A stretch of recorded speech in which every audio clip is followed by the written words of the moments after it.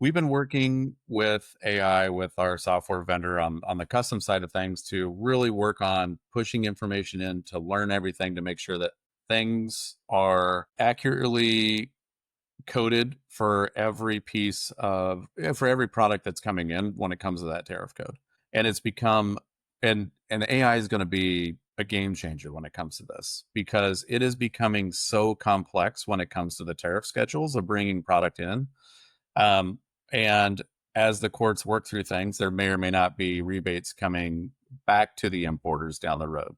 So as you stand today, or sorry, as you stood 5 years ago, um, you would, well, I guess before Trump's term, you would import, let's say, a lamp, and that lamp would have one HS code. That one HS code would have one duty rate, and that was it, right? Um, and it was easy. However, now you're in this era of you have all these additional tariffs that are stacking onto each other. So if I'm importing, let's say, a metal table, it can be listed on. You have the base duty rate that you pay for that HS code for that product. You then it could be on the 301 tariff list, which was from Trump's first term. That could be somewhere between 7.5% and 25%. You then have fentanyl, which could be another 20%. You have, and then it could be the either or of the reciprocal tariff of currently 10%, or you could have um, the steel and aluminum, which was 25, becomes 50. And so now you have all these different iterations, all these different HS codes for one single product. And if you're bringing in a shipment, you may have 100 products in those containers, right?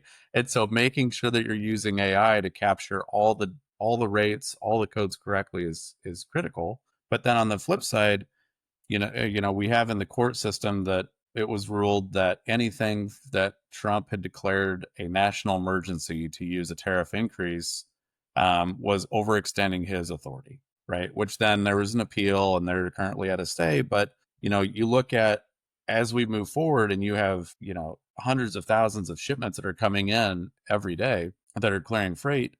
If customs goes, if the courts ultimately rule and say anything for the IEPA tariffs, right, or the emergency tariffs are not allowable for him to increase, and it's only Congress that can do it, they're going to have to go back and identify which shipments with that specific line item Even really retroly, is what's that? even retro, right? Like The to whatever. retro, yep, to go back and say you paid this and it was a large amount, even when the 125%, that would be a kicked out. And that's an enormous amount, but you need the technology and the AI to go back and say, well, the 301 tariff that was paid, so you have a shipment that may have 100 products, and you look at of the 100 products that you would say, well, if IEPA should be look back retroactive, the IEPA should be null and void, so you should get that money back, but everything else is okay. So you'd say, well, the 301 rate is okay, your duty rate's okay, the fentanyl is, should get refunded. If there's a reciprocal tariff, it would get refunded.